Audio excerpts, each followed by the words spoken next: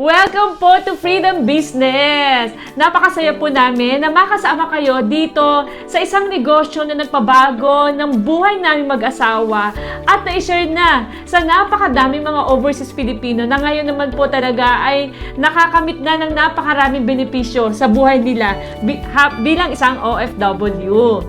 Katulad nyo, no, kami din ay galing din kami sa, we are former OFW as well. We work in Milan, pero in just 8 years, balik na kami sa Pilipinas.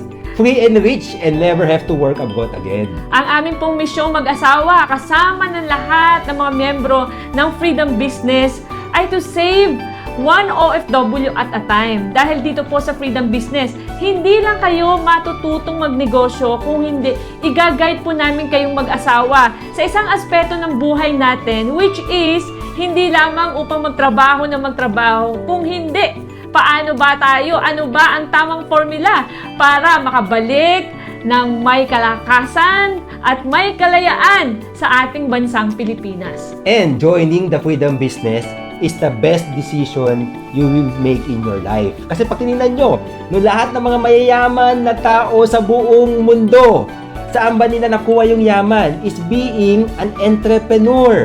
So you took the first step. So palakpakan yung sarili nyo. No? The first step is the hardest, but you took it.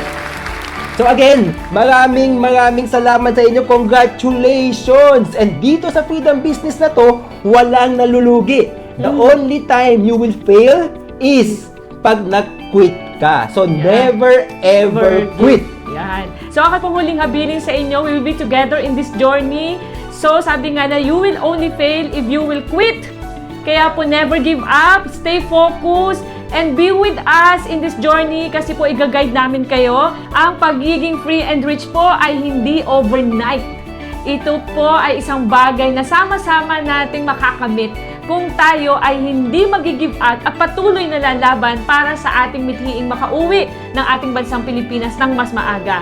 Kaya po again, welcome to Freedom Business and we are very happy and excited to guide you, and our utmost goal is to ensure that your life will be transformed starting today. Kaya sigaw natin mag-asawa para sa lahat ng mga overseas Filipino, especially para sa inyo, Laban OFW! Preach your life!